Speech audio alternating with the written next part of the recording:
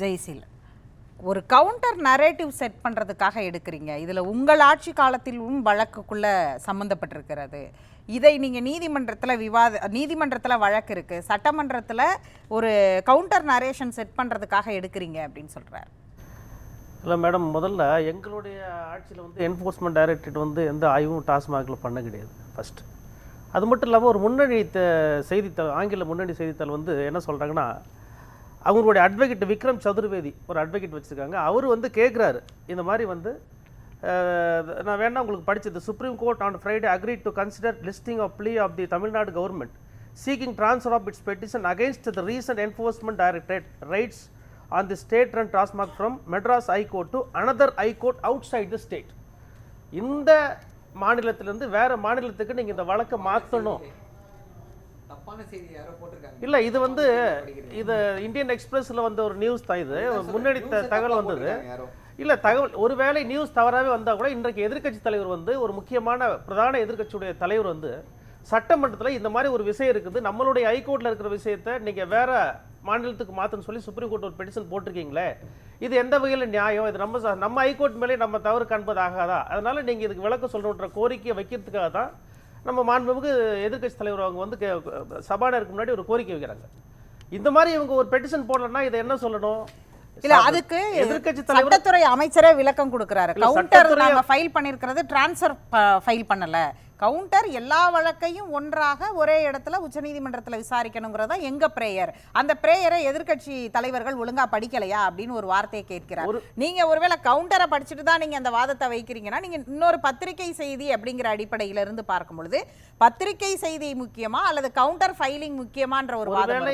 ஒருவேளை அவர் சொல்வது உண்மையாகவே இருக்கட்டும் மேடம், ஆனா என்ன பண்ணிருக்கணும், சட்டமன்றத்தில் வந்து எதிர்க்கட்சி தலைவர், பிரதான எதிர்க்கட்சியோட தலைவர் வந்து இந்த மாதிரி ஒரு மிகப்பெரிய 1000 கோடி ரூபாய் ஊழல் நடந்திருக்குது அப்படின்ற ஒரு குற்றச்சாட்டை வந்து ஒரு புலனாய்வு நிறுவனம், என்ஃபோர்ஸ்மெண்ட் டைரக்டர் வந்து மத்திய அரசு கூட ஒரு அமலாக்கத்துறை, அந்த ஒரு நிறுவனம் வந்து அறிக்கை வெளியிட்டிருக்கும் போது அது சார்ந்த அச்சம் மக்களுக்கு இருக்குது. இன்னும் சொல்ல போனா 1000 கோடின்றது கொசுறு, பல்லாயிரம் கோடி ரூபாய் இதுல வந்து கடந்த காலத்துல இதே வந்து இடி வந்து ஆர்கே நகர் தேர்தலுக்கு முன்பு மாதவநாயர் டைரியை எடுத்ததுல தொடங்கி அதன் பிறகு வந்து குட்கா வழக்குக்காக அவங்க குட்கா பாக்கெட்டை மாட்டிட்டு இதே மாதிரி உள்ள வந்தாங்க. அவங்கள சஸ்பெண்ட் பண்ணீங்க, 18 எம்எல்ஏக்களை சஸ்பெண்ட் பண்ணீங்க. அது சஸ்பெண்ட் மட்டும் பண்ணது மட்டும் இல்லாம இந்த வழக்கை இதை வந்து இங்க விசாரிக்க முடியாது அப்படிங்கிறது தானே அன்னைக்கும் சொல்லப்பட்ட ஒன்று.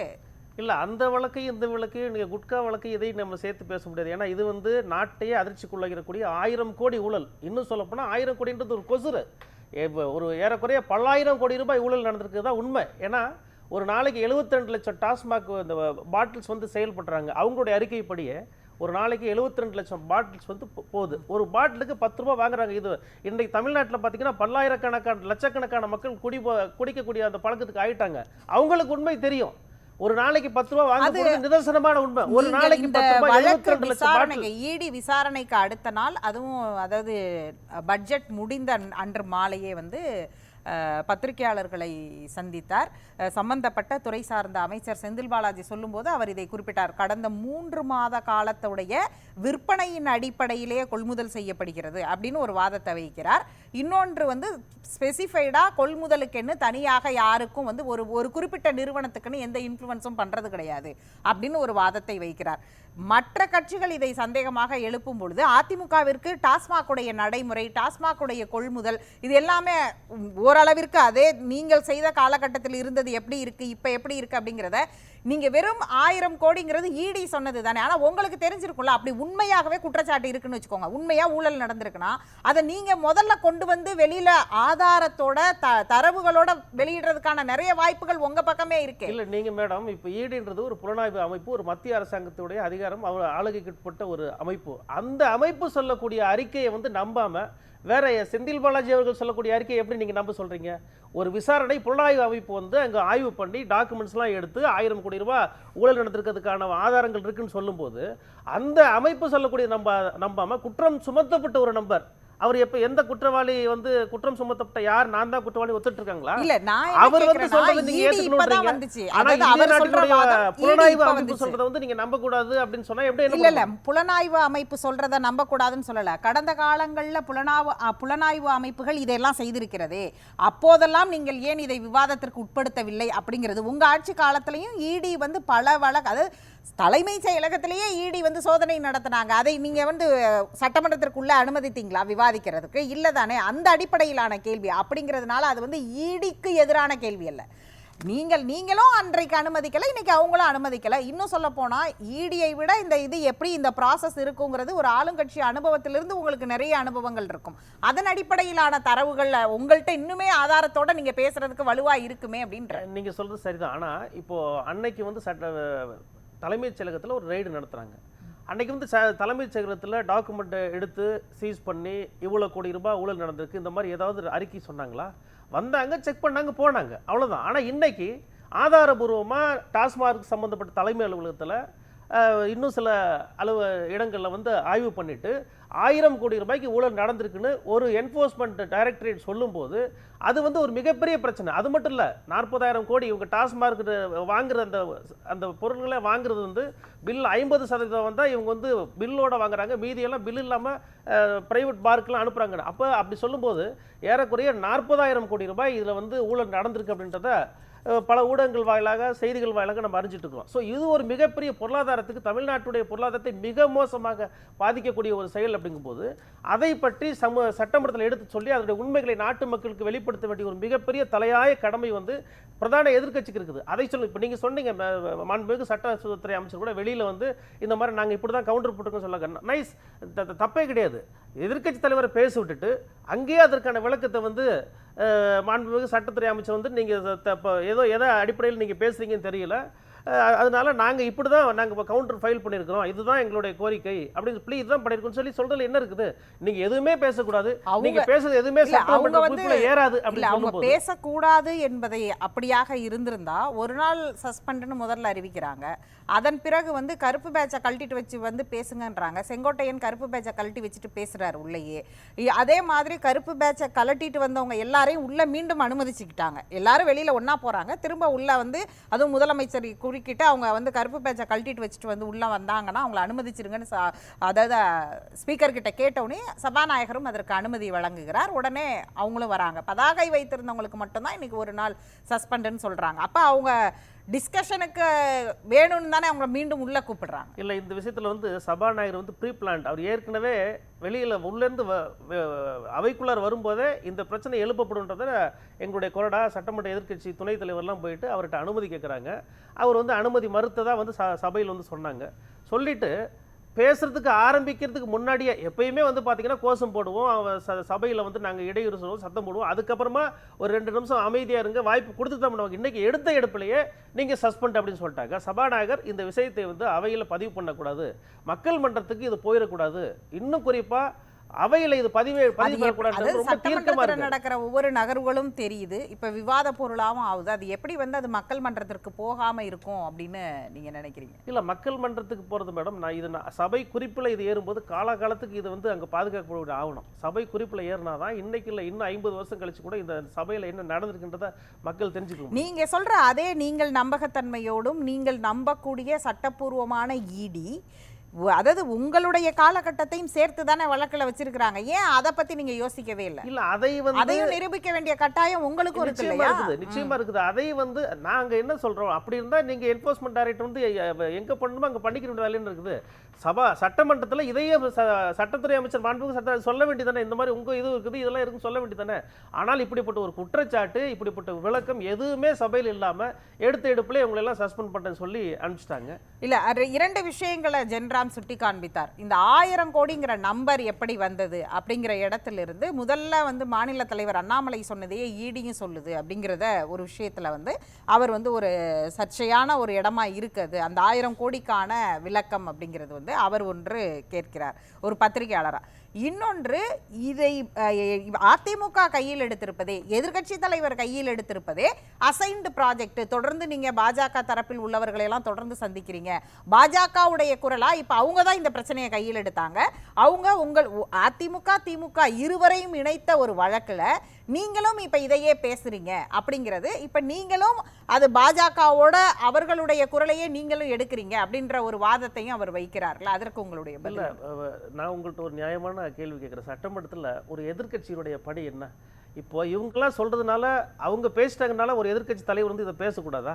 நாங்கள் வந்து 66 சட்டமன்ற உறுப்பினர்களை கொண்ட ஒரு பிரதான எதிர்க்கட்சியாக இருக்கிறோம். பாஜகன்ற ஒரு கட்சி அதோடைய தலைவர் வந்து இதை ஏற்கனவே சொல்லிட்டாருன்றதுக்காக அவர் பேசுனதை நாம் பேசக்கூடாது, எங்களை நாங்கள் கண்டெயின் பண்ணிக்க முடியுமா? உண்மையை நாட்டு மக்களுக்கு சொல்ல வேண்டிய ஒரு மிகப்பெரிய கடமையும் பொறுப்பும் எதிர்க்கட்சி தலைவருக்கு இருக்கு இல்லைங்களா? அப்போ அதன் அடிப்படையில் தான் ஒரு பிரச்சனையை சட்டமன்றத்தில் எழுப்புறாரு. இந்த மாதிரி எங்களுக்கு வாய்ப்பு கொடுங்க, இப்படியெல்லாம் சொல்கிறாங்க, என்ஃபோர்ஸ்மெண்ட் ஆகிட்டு இப்படி சொல்லியிருக்கிறாங்க, இதில் உண்மையை நாட்டு மக்களுக்கு கொண்டு போய் சேர்க்க வேண்டிய கடமை எங்கே இருக்குது, தயவுசெய்து பேச விடுங்கன்னு சபாநாயகர் பேச விட்டுட்டு இந்த சட்டத்துறை அமைச்சர், மாண்புமிகு சட்டத்துறை அமைச்சர் வெளியில் வந்து மீடியாவுக்கு முன்னாடி கொடுத்த விளக்கத்தை அங்கே கொடுத்துருந்தானே பிரச்சனை இல்லை. ஏடிஎம்கே ஒரு பேட்டர்ன் ஆஃப் அப்போசிஷன் எதிர்க்கட்சி அரசியலை பண்றீங்களோன்னு இருக்கு. யார் இந்த சார், யார் இந்த தாயின்னு, அதை தியாகி அப்படிங்கிறதுல அந்த கதைகளின் கதைக்கு நாங்கள் வைக்கிற டைட்டில் மாதிரியே இருக்கு. அது என்ன பேட்டர்ன் ஸ்டைல் அப்படின்றது ஒரு கேள்வியா. மக்கள்கிட்ட வந்து எஃபெக்டிவாக சில விஷயங்களை கொண்டு போய் சேர்க்க வேண்டியிருக்கு. அதாவது சில வார்த்தைகள் வந்து மக்களுடைய கவனத்தை ஈர்க்கக்கூடிய இருக்கும். யார் அந்த சார்ன்ற விஷயம் உங்களுக்கு நல்லா தெரியும், என்ன பிரச்சனை நடந்தது எல்லாமே. அதனால ஆப்போசிஷன் லீடர்ன்ற ஆப்போசிஷன் பார்ட்டின்ற முறையில் நாங்கள் போயிட்டு எங்கள் இப்போ இந்த பேட்ச் போட்டு போகிறதா மக்கள் மன்றத்துக்கு இந்த பிரச்சனை எடுத்துகிட்டு போய் சேர்க்க வேண்டிய கடமை எங்களுக்கு இருக்குது. இந்த ஆட்சியில் சட்ட ஒழுங்கு நல்லா இல்லை, மிகப்பெரிய கொடுமையான குற்றங்கள் செய்தவர்கள் மீது கூட சரியான நடவடிக்கை எடுக்கப்படுவதில்லை. ஆனால் அப்ப இதையெல்லாம் கொண்டு போய் மக்கள்கிட்ட சேர்க்கணும். நீங்க தான் கடந்த முறை அவங்க குட்காவுக்காக பதாகை தூக்கிட்டு போனப்ப நீங்க வந்து அவங்கள சஸ்பெண்ட் பண்றீங்க, அவங்க மேல வழக்கு அது நடந்தது. அப்ப அதே மாதிரியான ஒன்றை இப்ப நீங்களும் செய்யும் பொழுது உங்களுக்கு தெரியும்ல, ஒரு ஆட்சியாளராக இருந்திருக்கும் போது உங்களுடைய எக்ஸ்பீரியன்ஸ்ல தெரிஞ்சிருக்கும் எது சட்டமன்றத்திற்குள் அனுமதிப்பாங்க, எது சட்டமன்றத்திற்கு வெளியே அனுமதிப்பாங்க அப்படிங்கறதெல்லாம் உங்களுக்கு தெரிந்த ஒன்று தானே. குட்கா வந்து மேடம் அது இட் இஸ் இல்லீகல், ப்ரொஹிபிட்டட். அதாவது குட்கா பயன்படுத்துவது வந்து அது வந்து தடுக்கப்பட்ட ஒரு விஷயம், சரிங்களா? ஆனால் இன்னைக்கு நடந்தது அப்படி இல்லை. ஜனநாயக ரீதியாக எங்களுடைய குரலை வந்து மக்கள் மன்றத்துக்கு எடுத்துகிட்டு போனதுக்கு பதாகை ஏந்திரம். இப்போ நானும் சஸ்பெண்ட் ஆன எம்எல்ஏ நான் தான், நம்ம என்னோட பேர் இருக்குது, பொன் ஜெயசீலன் பேர் இருக்கும். பதாகை ஏந்தி எங்கள் எதிர்க்கட்சி தலைவருக்கு வாய்ப்பு கொடுங்க அப்படின்னு கேட்குறோம். இது வந்து மக்கள் மன்றத்துக்கு இந்த பிரச்சனையை தீவிரத்தை எடுத்துகிட்டு போகிறதுக்கான ஒரு வழி.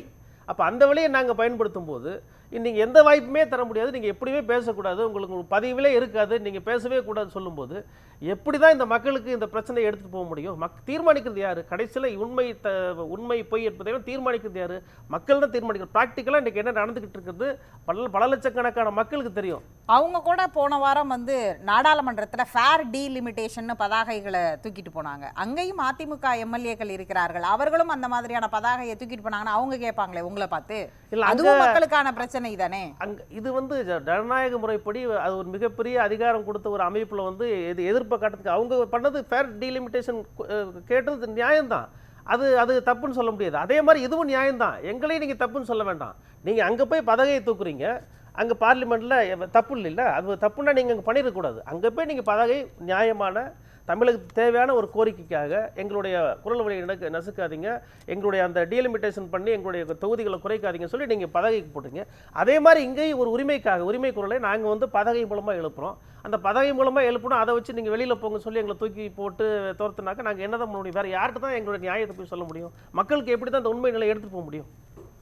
இல்ல, மக்களிடம் உண்மையை கொண்டு போய் சேர்க்கிறதுக்கு இடி சொன்ன அந்த 1000 கோடிங்கிற ஒற்றை வரியை தாண்டி வேறு என்ன ஆதாரம் ஒரு எதிர்க்கட்சியாக நீங்க திரட்டி வச்சிருக்கீங்கன்னு தான் நான் முதல்ல இல்ல. இடி சொன்னது வந்து ரொம்ப தவறான குறைவான கணக்கு அப்படின்றது தான் எங்களுடைய தரப்பு வாதம். அப்ப நீங்க அந்த 1000 கோடிக்கு வலு சேர்க்கணும்னா உங்ககிட்ட தரவுகள், உங்க டேட்டா அதை பேசணும்ல. இல்ல, டேட்டாஸை பத்தி பேசுறதுக்கு வாய்ப்பு கொடுக்கணும் இல்லையா? எதிர்க்கட்சியில அதை பத்தி பேசுறது தானே போறாரு. இந்த மாதிரி சட்டமன்றத்துல எங்களுக்கு இந்த மாதிரி 1000 கோடின்னு சொல்றாங்க. வெளியில வந்தும் 1000 கோடின்னு தானே சொன்னாரு அவர். வெளியில பத்திரிக்கையாளர் சந்திப்புல 1000 கோடி தாண்டியும் இதுல ஊழல் நடந்திருக்கு அப்படின்னு அந்த டேட்டாவை சொல்லிருக்காங்க. நாங்க பிடிச்சிருந்த பதாகையில பாத்தீங்கன்னா 40000 கோடின்னு சொல்லியிருந்தோம். 1000 கோடி பிளஸ் வந்து இன்னும் அசஸ் பண்ணி பார்க்கும்போது 40000 கோடி ஊழல் நடந்திருக்குது அப்படின்னு சொல்ல வர்றோம். நாங்க பிடிச்ச இந்தியாவுல என்னுடைய வந்து பதாகையில பல பாத்தீங்கன்னா சைபர்களை 40,000 கோடி தான் பிடிச்சிருக்கு. பத்திரிகைகளுடைய முகப்புல போட்ட வழக்குகள் எப்படியாக மாறியது அப்படிங்கறதெல்லாம் பார்த்திருக்கோம். இப்ப நீங்க சொல்ற 40,000 கோடியை நீங்க பதாகையில ஏந்துனீங்கன்னா அந்த தரவு எங்கிருந்து வந்தது? இதெல்லாம் ஊழல் பண்ணியிருக்கிறாங்க, இது பாட்டில்கள்ல ஊழல், இது அதிகாரிகள் வந்து இந்த குறிப்பிட்ட மது ஆலைக்கு கொடுக்கணும்னு ஊழல்னு ஏதாவது ஒரு டேட்டா இருக்கணும்ல Yes, உங்ககிட்ட. அந்த டேட்டாவை வச்சுக்கிட்டு தான் எதிர்க்கட்சி தலைவர் பேச போறாங்க. நீங்க பேசுனீங்கன்னா பேச விட்டா தான் தெரியும் எங்களுக்கு எங்க இருந்து தரவு வந்தது, எப்படி வந்ததெல்லாம். எதிர்க்கட்சி தலைவரை நீங்க அசெம்பிளில பேச விடணும். அதை பேச விடாம அதனால தான் பேச விட மாட்டாங்க. தரவுகள் எங்கள்கிட்ட இருக்குது. நீதிமன்றத்துக்கே நீங்க போகலாமே அதுக்கு. இல்ல நீதிமன்றம் கோர்ட்ல அவங்க கவுண்டர் போட்டிருக்காங்கல்ல, நீங்களும் இம்ப்ளீட் போட்டு போக வேண்டியது தானே அதுல. இல்ல அடுத்து நெக்ஸ்ட் அது மேடம் இதுல என்ன டாக்டிக்ஸ்னு கேட்டிங்கன்னா, நாளைக்கு 8ஆம் தேதி இந்த வழக்கு வந்து ஹைகோர்ட்ல நம்ம ஹைகோர்ட்ல விசாரணைக்கு வருது. இதை வந்து தள்ளி போட்டு காலம் கடத்தக்கூடிய ஒரு வாய்ப்பாக தான் இவங்க சுப்ரீம் கோர்ட்டில் ஒரு பெட்டிஷனை போட்டு இது பண்ணுறாங்க. இது வந்து அவங்க என்ன கவுண்டர் போட்டிருக்கான்றது அதுவும் வரதானே போகிறது. சட்ட அமைச்சர் சொல்கிறது உண்மையாக இருந்தால் அந்த கவுண்டர் நாளைக்கு வரப்போகுது இல்லைங்களா, ஃபைல் பண்ண பின்னாடி வரப்போகுது. உண்மை நாட்டு மக்களுக்கு தெரிய போகுது. இதில் என்ன இருக்குது? பேசலாம்.